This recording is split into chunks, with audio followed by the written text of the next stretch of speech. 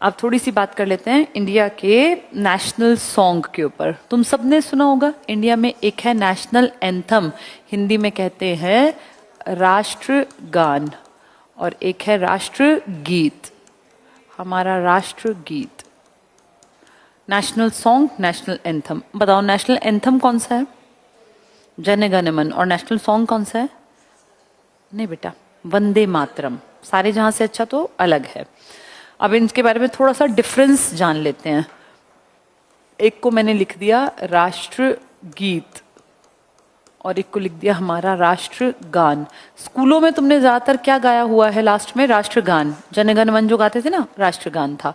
तो पहली चीज तो हमें ये पता हो ये है कौन सा, जन गण मन। और ये कौन सा है राष्ट्रगीत? वंदे मातरम। ठीक है। अब इनमें मूल अंतर क्या है बेटा? दो अलग आदमियों ने लिखे हैं ये। दोनों को गाने का धुन भी अलग है, दोनों को गाने का टाइम भी अलग है, दोनों की भाषा भी अलग है। राष्ट्रगीत लिखा था बंकिम चंद्र चटर्जी कह लो या चट्टोपाध्याय ने। बड़ी हस्ती थे बंकिम चंद्र चट्टोपाध्याय या बंकिम चंद्र चटर्जी। अंग्रेजों ने चटर्जी फेमस किया, वैसे ओरिजिनल नाम था बंकिम चंद्र चट्टोपाध्याय। इन्होंने लिखा था, एक वैसे ही कागज पे लिख दिया था अपनी देश प्रेम की भावना से। कहीं ना कहीं ये बहुत ज्यादा मतलब मोटिवेटेड फील कर रहे थे, वो लिख दिया। आगे जाके कुछ साल बाद इन्होंने एक उपन्यास लिखा। उस उपन्यास का नाम था आनंद मठ। उपन्यास का नाम आनंद मठ। इसमें बेटा सन्यासियों ने एक विद्रोह किया था, उसका वर्णन है। तो सन्यासी विद्रोह के ऊपर लिखा गया ये उपन्यास है, नॉवल है ये उपन्यास। जैसे कहानी छोटी होती है ना, नॉवल बड़ा होता है। इस नॉवल में इन्होंने वो जो पहले लिखे थे ना भाई, वंदे मातरम, सुजलाम सुफलाम, वो संस्कृत में, वो उठा के इसमें ऐड कर दिया। और जब ऐड किया तो उसमें वो जितना आप गाते हैं ना स्कूलों में, एक्चुअली में पूरा नहीं गाते हैं आप, वो पूरा बहुत लंबा है। उसमें संस्कृत प्लस बांग्ला भाषा का इस्तेमाल किया गया है। तो संस्कृत प्लस बांग्ला भाषा, बंगाली भाषा का इस्तेमाल किया गया है वंदे मातरम लिखने में। ये उस किताब में छप गया, जो उपन्यास छपा। उपन्यास लोगों ने पढ़ा, घर घर पहुंच गया, तो आम जनमानस तक पहुंच गया किताब, उस उपन्यास में लिखा हुआ वंदे मातरम। लेकिन वो सिर्फ पढ़े लिखे लोगों तक ही सीमित था।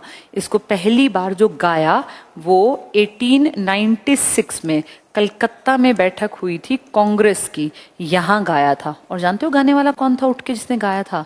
रविंद्रनाथ टैगोर। इन्होंने गाया था बेटा खड़े होके।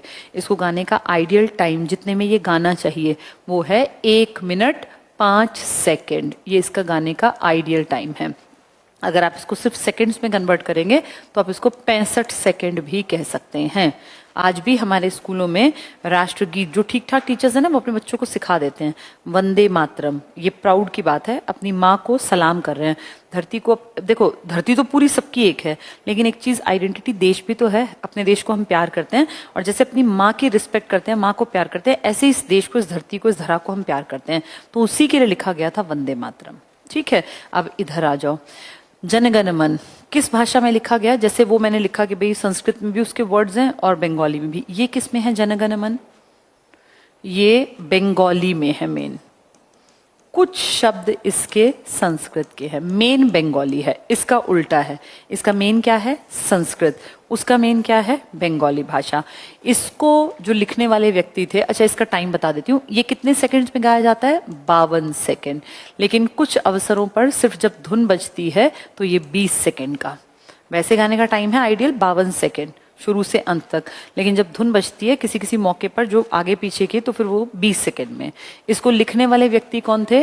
रविंद्रनाथ टैगोर। टैगोर बेटा बहुत तगड़े परिवार से थे, बहुत ऊंचे परिवार से थे। इनके दादा बहुत बड़े बिजनेसमैन थे, बहुत बड़े आदमी, द्वारिका नाथ टैगोर या द्वारिका नाथ ठाकुर। उनका उस जमाने में बिजनेस चलता था। उन्होंने समाज सेवा के बहुत सारे काम किए। उनके बेटे हुए देवेंद्रनाथ ठाकुर या देवेंद्रनाथ टैगोर, जो इनके पिताजी हैं। इनके पिताजी ने बहुत काम किया। फिर ये हुए रविंद्रनाथ टैगोर। इनके सगे भाई आपके देश के पहले इंडियन सिविल सर्वेंट बने थे, यानी जैसे आज यूपीएससी के थ्रू आईएएस बनते हैं ना, सोचो इनके भाई बने थे उस जमाने में। तब आईएएस नहीं बोलते थे, लेकिन सिविल सर्वेंट बने थे इनके ब्रदर। ठीक है, आ गया समझ में ये देखो कितना परिवार कितना पढ़ा लिखा और काबिल था, इन्होंने बहुत काम किया। इन्होंने ही सबसे पहले गाया था वंदे मातरम और लिखा था जनगण मन। और तुम्हारी जानकारी के लिए बता दूं, इनके नाम रिकॉर्ड हैं बेटा। ये फर्स्ट इंडियन है जिन्हें सबसे बड़ा प्राइज मिला वर्ल्ड का। कौन सा? नोबेल। किताब कविताएं लिखी थी, एक बुक है जिसका नाम है गीतांजलि, उसके लिए इन्हें नोबेल मिला था लिटरेचर का 1913 में। ये फर्स्ट एशियन हैं जिन्हें नोबेल मिला। चाइना को नहीं मिला फर्स्ट लिटरेचर में, नहीं जापान को, वो भी तो एशिया में पढ़ते हैं। हमारे लिए प्राउड की बात है, हमारे देश के रविन्द्रनाथ टैगोर सर को ये सबसे बड़ा प्राइज मिला। फर्स्ट इंडियन भी हुए, फर्स्ट एशियन भी, और तो और फर्स्ट नॉन यूरोपियन भी हैं, यूरोप से बाहर के, जिन्हें नोबेल मिला है। अदरवाइज यूरोप वाले खुद ही नोबेल जो था उन्हीं की तरफ बढ़ता था। ये 3 रिकॉर्ड हैं रविन्द्रनाथ टैगोर के। और रविन्द्रनाथ टैगोर का बहुत बड़ा नाम है, इन्होंने इंडिया का नेशनल एंथम लिखा प्लस बांग्लादेश का नेशनल एंथम भी लिखा। 2 देशों का राष्ट्रगान लिखने वाले धरती के इकलौते व्यक्ति हैं रविन्द्रनाथ टैगोर। आमार सोनार बांग्ला ये लिखा था, बाद में बांग्लादेश ने इसी को अपना नेशनल एंथम बना लिया। तो 2 देशों का, प्लस श्रीलंका का नेशनल एंथम जो है ना, वो इनसे इंस्पिरेशन लेके लिखा गया था, उसमें भी इन्होंने मदद की थी। धरती पे कोई नहीं है ऐसा दुनिया में जिसने 2 देशों का राष्ट्रगान लिखा हो और तीसरे की मदद की हो, सिवाय किनके? रविन्द्रनाथ टैगोर। सारे पॉइंट्स काम किए बेटा, किसी ना किसी एग्जाम में घुमा फिरा के कुछ ना कुछ पूछ ही लेते हैं, तो हमें बेसिक चीजें सारी पता हो। ठीक है, टैगोर सर के बारे में पता चल गया। आगे बढ़ते हैं। अब मैंने बता दिया, इसकी भाषाएं बता दी। ये पहली बार कहाँ गाया गया? जनगण मन 1911 में। 2 बातें हैं बेटा, क्योंकि मैं टीचर के फॉर्म में तुम्हें बता रही हूँ, दोनों बातें बता देती हूँ। पेपर में जो आएगी वो अलग से बता दूंगी। पहली बात, बहुत लोग मानते हैं कि ये पहली बार दिल्ली दरबार में गाया गया।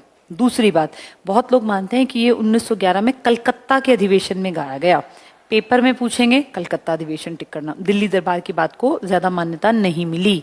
बहुत लोग ऐसा मानते हैं कि दिल्ली दरबार में जॉर्ज पंचम के सामने बैठकर रविन्द्रनाथ टैगोर ने ये गाया था, लेकिन ये बात सच है कि झूठ है, इसका कोई आपको 100% लिखित में नहीं मिलेगा। तो इसलिए जिसको मान्यता मिली है वो ये बात है कि 1911 में ये कलकत्ता के सेशन में, सत्र में गाया गया था।